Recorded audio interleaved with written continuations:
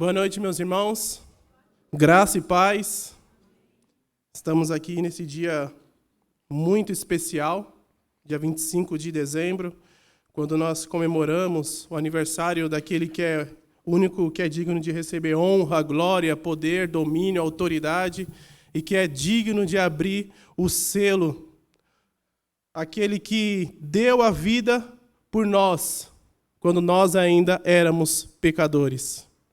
Então é diante desse menino que se tornou homem, que morreu e ressuscitou e agora está à destra do Deus Todo-Poderoso, é que eu peço que vocês abram a Bíblia em Lucas, capítulo 2, verso 8.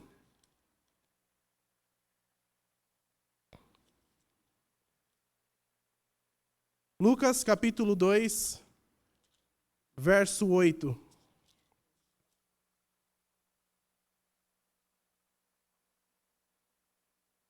Encontraram? Diz assim a palavra do Senhor. Verso 8. Havia naquela mesma região pastores que viviam nos campos e guardavam o seu rebanho durante as vigílias da noite. E um anjo do Senhor desceu aonde eles estavam, e a glória do Senhor brilhou ao redor deles, e ficaram tomados de grande temor. Verso 10. O anjo, porém, lhes disse: Não temais, eis aqui vos trago boa nova de grande alegria, que o será para todo o povo. É que hoje vos nasceu, na cidade de Davi, o Salvador, que é Cristo, o Senhor. E isto vos servirá de sinal. Encontrareis uma criança envolta em faixas e deitada em manjedoura. E subitamente apareceu com um anjo uma multidão da milícia celestial, louvando a Deus e dizendo: Glória a Deus nas maiores alturas, e paz na terra entre os homens, a quem Ele quer bem. E ausentando-se deles os anjos para o céu, diziam os pastores uns aos outros: Vamos até Belém, e vejamos os acontecimentos que o Senhor nos deu a conhecer. Foram apressadamente, e acharam Maria e José e a criança deitada na manjedoura. E vendo, divulgaram o que lhes tinha dito a respeito deste menino. Todos os que ouviram se admiraram das coisas referidas pelos pastores. Maria, porém, guardava todas essas palavras, meditando-as no coração. Voltaram então os pastores glorificando e louvando a Deus por tudo que tinham ouvido e visto, como lhes fora anunciado. Oremos ao Senhor. Criador dos céus e da terra, Deus forte, santo e justo, muito obrigado, ó querido Deus, pela graça que o Senhor nos concedeu de estarmos aqui, Senhor, para ouvir a Tua palavra. Se estamos aqui hoje, Pai, é porque o Senhor foi benevolente e misericordioso para conosco, enviando o Teu único Filho para morrer em nosso lugar. E hoje, Pai querido, comemoramos, Pai, o nascimento daquele que é digno de toda a honra e de toda a glória. A minha oração, ó Pai querido, é que o Senhor venha, por meio desta palavra, ó querido Deus, atingir o coração da Tua igreja. Que neste momento, Pai querido, o Senhor venha falar aos nossos corações, para que possamos sair daqui, Senhor, felizes com a Tua mensagem, cheios de esperança, assim como aquelas pessoas que ouviram, Senhor, se encheram de alegria e louvor. Pai querido, que o Senhor venha abençoar esta igreja, que o Senhor venha me usar segundo a Tua boa vontade, em nome de Jesus. Amém. Queridos irmãos, nós sabemos que Deus criou o mundo, todas as coisas. Deus é o Criador de todo o universo. Tudo que nós vemos é porque Deus criou. E até aquilo que não dá para alcançar com os nossos olhos, Deus criou. Deus é o único ser que não é criado, é autoexistente. Restante, tudo é criação de Deus. E nós sabemos que esse mesmo Deus criou todas as coisas boas, todas as coisas perfeitas. E criou o homem para ser o regente ou vice-regente deste mundo. E, até por um momento, Adão cumpriu isso. Deus criou Adão e, juntamente, Eva para auxiliar Adão. na criação deste mundo, para poder governar este mundo segundo a vontade do nosso Deus. Entretanto, como nós sabemos, Gênesis capítulo 3, que é a parte da nossa história mais triste, a parte mais triste da humanidade, a queda do homem, ali Eva, ela é enganada pela serpente, comendo o fruto proibido e fazendo com que toda a raça humana caísse em pecado. Porém, nós sabemos, quando nós estudamos sobre o nosso Deus, um dos atributos dele é misericórdia. E no capítulo 3 ele começa a aplacar o seu juízo, começando com a serpente, depois a mulher, o homem e a criação. Só que é interessante que no meio do juízo do Senhor tem algo maravilhoso, a sua misericórdia. Ou, em outras palavras, a sua graça. É ali que Deus manifesta o primeiro ato da sua graça, o favor imerecido.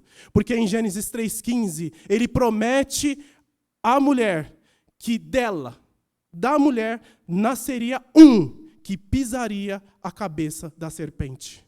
Em outras palavras, ele reverteria tudo aquilo que Deus amaldiçoou para o estado melhor do que já era.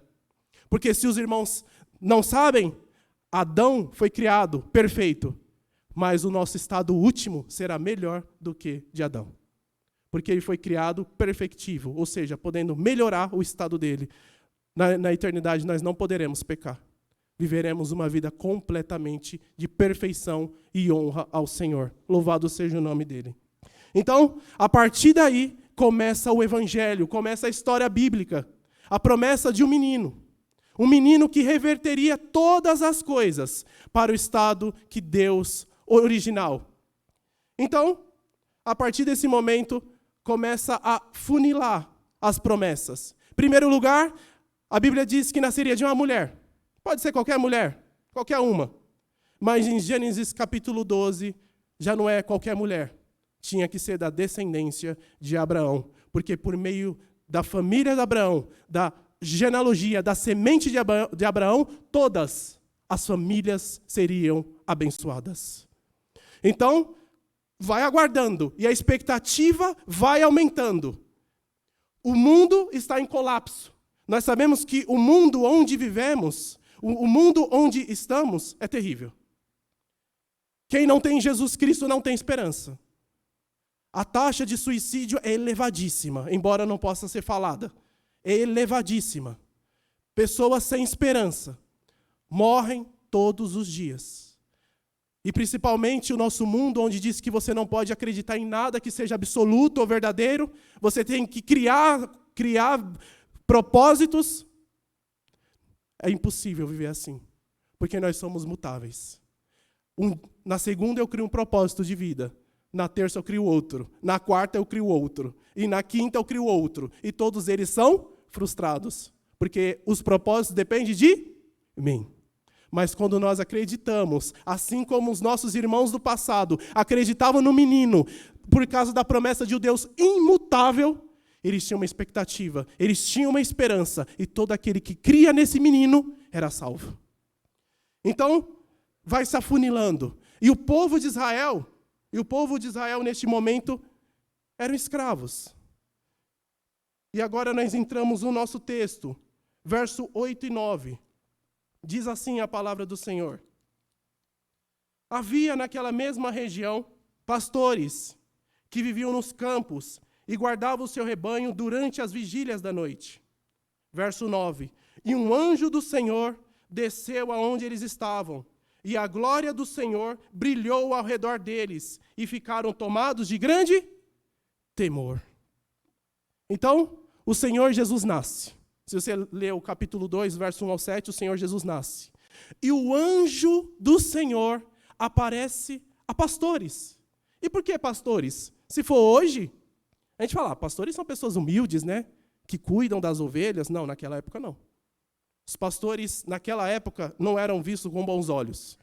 Né? Infelizmente, hoje, os pastores da igreja também não. Mas não por causa do pastor em si, né? Mas por causa de ditos pastores. Né? Então, infelizmente, pastor hoje, infelizmente, se tornou sinônimo de ladrão.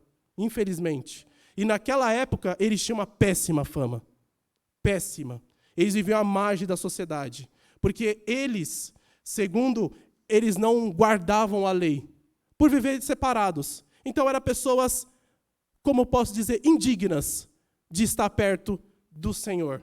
E o anjo aparece para quem? Para essas pessoas. Porque o evangelho, irmãos, o evangelho, ele não está limitado a poderosos e ricos, mas a todo aquele que nele crê. Em 1 Coríntios capítulo 1, Paulo diz aos coríntios, Deus não chamou os ricos poderosos, mas antes os fracos deste mundo, para confundir aqueles que são sábios. Deus, irmãos, Ele ama pecadores. Ele não ama o pecado, isso é fato. Jesus Cristo, Deus não ama o pecado, mas Ele ama salvar pecadores. E por isso que Ele envia o Filho dele, Jesus Cristo. Então os pastores estavam ali, uma noite qualquer, uma noite tranquila, silêncio absoluto, né? Não é como hoje, aquele som chato, né? Aquele som infernal, não é verdade? Aquele som infernal. Era um silêncio absoluto. E, de repente, aparece um anjo. Imagine a surpresa daqueles pastores. E vejamos, a partir de agora, qual era a notícia, qual era a mensagem, qual era o propósito de os anjos aparecerem àqueles pastores. E aqui, irmãos, está o clímax dessa narrativa. Aqui está a parte central dessa história, que está no verso 10 e 12, que diz assim, verso 10, o anjo, porém, lhes disse, não temais, porque eles tinham ficado amedrontados com a presença e a glória dos anjos. Mas não tema. Por quê? Eis aqui vos trago boa nova de grande alegria, que o será para todo o povo. É que hoje vos nasceu, na cidade de Davi, o Salvador, que é Cristo, o Senhor. Em outras palavras, o anjo veio trazer uma mensagem. Ele veio trazer um recado do Senhor para aqueles pastores. E qual é esse recado? Em primeiro lugar, qual é a natureza desse recado? É que essa notícia, ela é de grande alegria. O evangelho, irmãos, no grego aqui, boas novas, significa evangelho. O evangelho, ele é de grande alegria. Por quê? Porque o evangelho, o conteúdo dele diz que você está condenado por Deus, mas ele envia o Filho dele para morrer no seu lugar. E agora você não está mais em estado de condenação, mas em estado de filhos. Você agora faz parte da família de Deus. Por isso que o evangelho é de grande alegria. Muitas pessoas tentam, nós vimos isso há poucos meses, eles colocam a sua esperança em ideologias políticas, pensando que o governador ou o presidente de tal vai ser o salvador da sua vida. Se aquele presidente ganhar, pronto, a minha vida vai ser diferente. Se aquele governador ganhar, a minha vida vai ser diferente. Eu digo uma coisa, ela não vai ser diferente. Ela pode ter alterações, mas quem vai mudar a sua vida de forma radical e de dentro para fora, não vai ser o presidente ou o governador, mas vai ser aquele menino que morreu no seu lugar. Ele é a nossa única esperança. Então o evangelho é uma notícia de grande esperança, porque diz que nós, que estávamos condenados, hoje não. Hoje não. Hoje você pode glorificar Deus, porque você não está em estado de condenação, mas você está no estado de salvação. Ele morreu por você. Além disso, segunda parte. Segunda coisa dessa mensagem, que ela é para todos. Olha o que diz o texto. Não temais, eis que vos trago boas novas de grande alegria, que o será para todo povo. Aqui, irmãos, o que significa? Que o evangelho não é limitado à cor, a sexo, a vida socioeconômica, a bairro, a região. Não. O evangelho é para todos, sem distinção. O rico vai ser salvo. O pobre vai ser salvo. O brasileiro, não, mentira, brincadeira. O brasileiro vai ser salvo. O espanhol, o alemão, o argentino vai ser salvo. Todos serão salvos. Todos aqueles que creem em Jesus. Todos os que creem em Jesus. O evangelho não é limitado. E aqui, irmãos, eu já aplico algo importante, que se o evangelho ele é para todos, devemos pregar para todos, sem distinção. Sabe aquela pessoa que você vê e fala assim, esse daí não tem jeito. Não tem? Ah, esse já não tem jeito, aquele seu vizinho do som chato, né? Ah, esse eu já percebi que não tem jeito. Os pastores, eles viviam à margem da sociedade. Provavelmente a sociedade dizia o quê? É que aqueles ali não tem jeito. Só que, se você olhar na perspectiva humana, você pode até falar, mas quando você olha na perspectiva daquele que faz todas as coisas, às vezes você fala, vai ser sim. Vai ser sim. E isso te motiva a evangelizar. Porque se o evangelho é para todos, qual é o nosso dever? Evangelizar, independente da pessoa.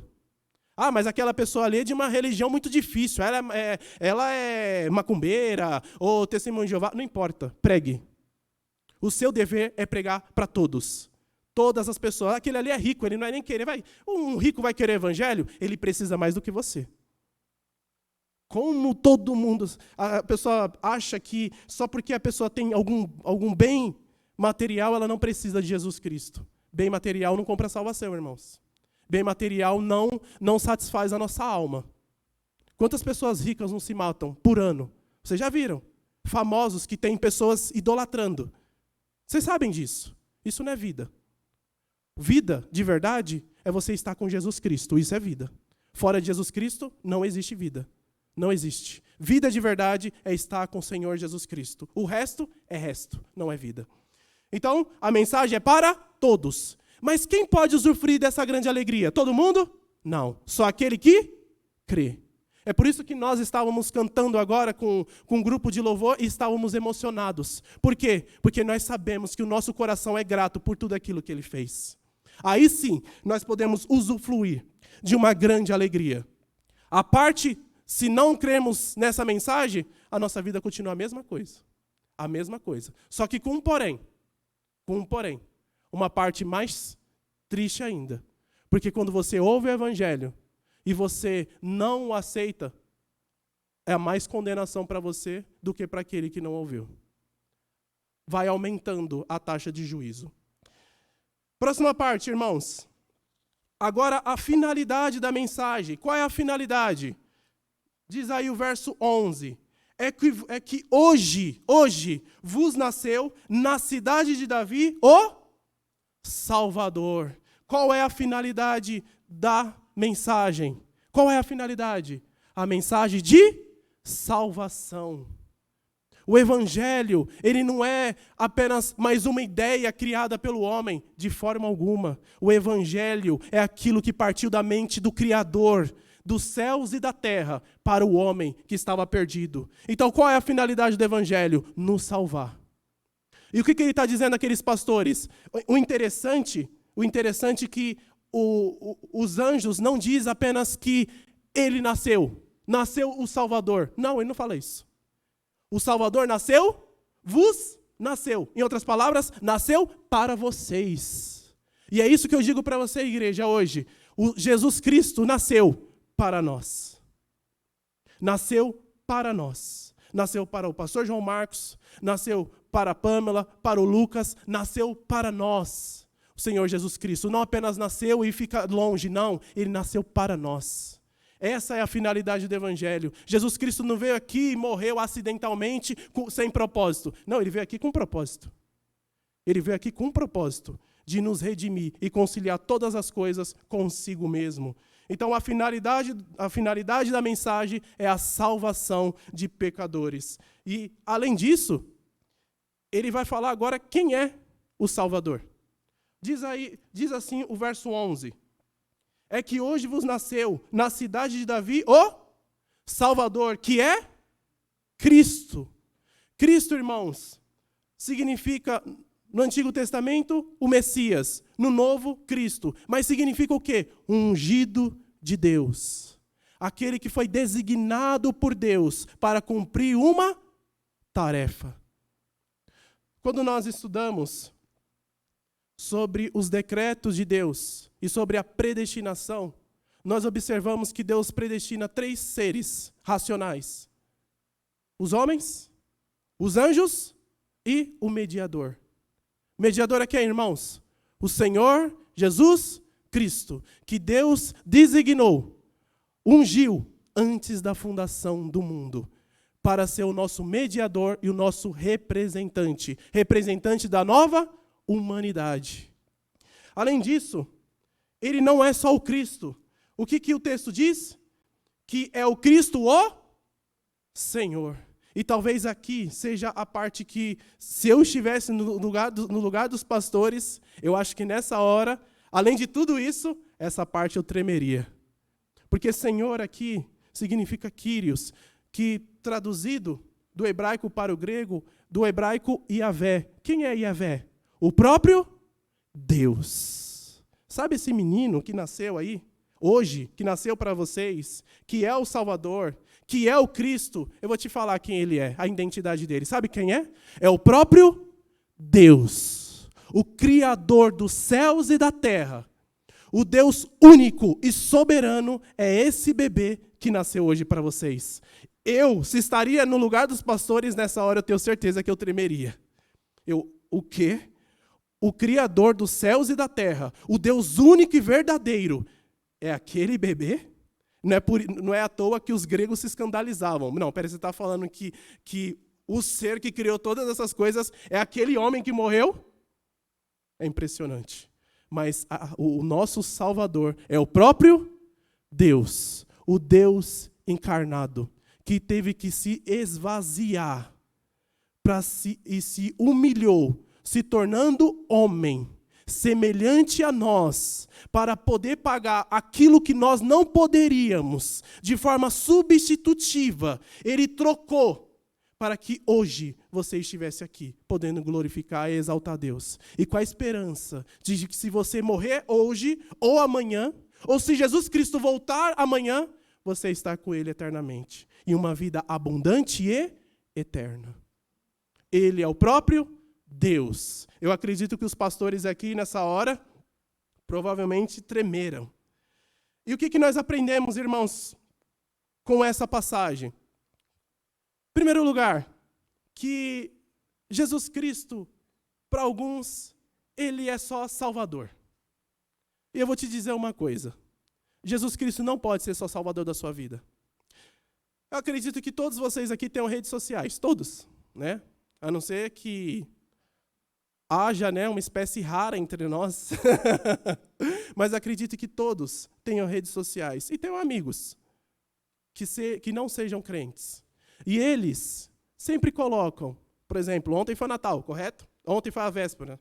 Aí chega meia-noite, a pessoa cheia de droga ou alcoolizado está desejando Feliz Natal para outra, não é verdade? Não é isso que acontece? Não é isso? Para algumas pessoas, Jesus Cristo ele só nasceu, aí você fala, a pessoa nem sabe muito o que significa, e acabou. Chegou o Natal. Mas deixa eu te falar uma coisa. O Cristo que te salvou, que fez com que você hoje não tivesse culpa dos seus pecados, não tivesse a consciência pesada por causa dos seus pecados, é o mesmo Cristo que dá poder para te livrar do poder do pecado. Você não só apenas tem a remoção da culpa e da condenação, mas hoje você tem poder para lutar contra o pecado. E haverá um momento que esse algo que é horrível, que é o pecado, não existirá mais em nossa vida. E nós estamos aguardando por isso. Jesus Cristo, ele não é só o teu Salvador, ele é o teu Senhor. É Ele que dirige a tua vida, é Ele que governa os seus pensamentos, é Ele que te rege para você viver uma vida piedosa e de verdade, e como um servo verdadeiro dele aqui na terra. Então, irmãos, Jesus Cristo, para alguns, é apenas Salvador. Sabe quando as pessoas estão tristes, vai lá e corre, Senhor, como eles colocam, a vida está muito difícil, mas Deus me entende. Deus sabe das minhas coisas, todo mundo me julga, mas Deus me perdoa. E a pessoa continua vivendo da mesma forma. O Deus que salva é o Deus que transforma. Jesus Cristo não veio aqui apenas para morrer na cruz e apenas te dar a redenção. Não, Ele te deu poder para você não viver mais aquela vida. Porque hoje você não é mais aquela mesma pessoa. Você é uma pessoa diferente. Você é uma pessoa transformada pelo poder de Jesus Cristo, operado pelo Espírito Santo. No terceiro momento, irmãos, verso 13 a 14, diz assim: e subitamente apareceu com um anjo uma multidão da milícia celestial, louvando a Deus e dizendo: glória a Deus nas maiores alturas e paz na terra entre os homens, a quem Ele quer bem. Irmãos, quando o evangelho é anunciado, não tem como você não louvar ao Senhor. Quando os anjos, eles louvam ao Senhor, quando o anjo anuncia aos pastores a boa nova, dizendo que o Salvador nasceu naquele dia, qual é a reação dos anjos? Aparece uma multidão de anjos e começa a louvar aquela mensagem grandiosa, porque diante de algo tão maravilhoso, não tem outra reação a não ser louvar ao Senhor. No quarto momento, após os anjos louvarem ao Senhor, os anjos vão embora e os pastores que creem na mensagem, no verso 15 a 17, eles vão até o lugar onde os anjos disseram que o menino nasceu. Diz assim: e ausentando-se deles os anjos para o céu, diziam os pastores uns aos outros: vamos até Belém e vejamos os acontecimentos que o Senhor nos deu a conhecer. Foram apressadamente e acharam Maria e José e a criança deitada na manjedoura. Verso 17, e vendo, divulgaram o que lhes tinha sido dito a respeito deste menino. Irmãos, olha como Deus é maravilhoso. Deus pega pastores que são rejeitados pela sociedade, e naquele momento, naquele período, o testemunho dos pastores não era válido, porque ninguém queria saber o que eles falavam. Não era válido. Então, o que acontece? A partir do momento que eles ouvem o anjo, ouvem a mensagem, eles vão até aquele lugar, eles veem que tudo aquilo que foi dito era verdadeiro, e eles começam a anunciar. E qual é a reação do povo? O verso 18 e 19 vai mostrar: todos os que ouviram se admiraram das coisas referidas pelos pastores. Maria, porém, guardava todas essas palavras, meditando-as no coração. Ou seja, as pessoas se admiraram com aquilo que os pastores disseram. Pensa, pessoas sem credibilidade nenhuma, agora com credibilidade. Um ponto importante aqui: os pastores eram pessoas muito práticas. Muito práticas. Então, eles não inventavam. Sabe que nós falamos história de pescadores, que os pescadores inventam histórias, né, de monstros, essas coisas? Os pastores não. Eram pessoas bem realistas. Então, para um pastor dizer aquilo, era verdade. Então, até nisso, Deus age de forma completamente sábia. E o povo se admirou, e Maria, se vocês leram o Evangelho, ou se vocês leem o Evangelho, vocês perceberão que Maria, toda vez acontecia isso. Acontecia um evento e ela meditava acerca daquelas coisas. Para finalizar, meus irmãos, o sexto momento. Diz assim a palavra do Senhor. Verso 20. Voltaram então os pastores glorificando e louvando a Deus por tudo o que tinham ouvido e visto, como lhes fora anunciado. Irmãos, o que os pastores, eles viram, ouviram, ele tem que ser anunciado por nós também. Eu sei que hoje, infelizmente, por causa de um processo que não dá para falar agora, que demanda tempo, tanto a verdade, quanto a religião, a ciência, todas essas coisas caíram em credibilidade, fazendo com que o homem escolhesse aquilo que achar melhor para ele. O que é melhor para você, você vai lá e abraça e você se identificou e seja feliz com isso. Então, para você pregar o evangelho hoje, e também naquele período, você precisa de muita coragem. Falar do evangelho aqui é muito fácil. Aqui a coisa mais fácil do mundo é falar do evangelho. Agora, lá fora, no mundo onde nós nem testemunho direito damos, é mais difícil falar. Mas a nossa responsabilidade tem que ser igualzinha a dos pastores. Hoje vocês ouviram que o Natal não é sobre um senhor velhinho que dá presente. Não, isso não. O Natal é sobre o nascimento do Salvador, daquele que morreu em nosso lugar e daquele que pode nos salvar de toda a condenação e fazer com que nós tenhamos paz com Deus. O meu desafio para a igreja é que isso não fique apenas na sua mente e na sua meditação. Eu peço que nesta semana e daqui para frente você fale desse evangelho para todas as pessoas. Não só verbalmente, mas mostre que o evangelho não tem apenas um poder verbal, mas ele tem um poder que transforma a sua moral em pessoas honestas, em pessoas íntegras, independente do lugar que você esteja. Seja crente. Mostre que o evangelho, ele tem um poder não apenas verbal, não é mais alguma ideia, mas é um poder que te transforma realmente. Quando ninguém está vendo, você continua fiel a Deus. Quando o mundo te persegue, você continua fiel a Deus. Porque o evangelho tem esse poder, transformar a nossa vida. Para finalizar, meus irmãos, eu digo o seguinte: que o nosso Senhor, Ele nasceu, Ele viveu, Ele pregou, Ele morreu, Ele ressuscitou, e hoje Ele está vivo, assentado à destra de Deus. E é por isso que nós estamos aqui. Ele não só nasceu, mas hoje Ele está vivo, ressurreto, assentado à destra do Pai. E é por isso que cada um está aqui, louvando e engrandecendo o nome do Senhor. Amém? Oremos ao Senhor. Deus forte e todo-poderoso, muito obrigado, Senhor Deus, por ter enviado o Teu Santo Filho, Jesus Cristo. Nós sabemos, ó Pai querido, que nós não merecíamos. Nós sabemos, Senhor, do nosso estado. Sabemos, Senhor, que somos pecadores. Sabemos, Senhor, que não podemos fazer nada para alcançar a salvação.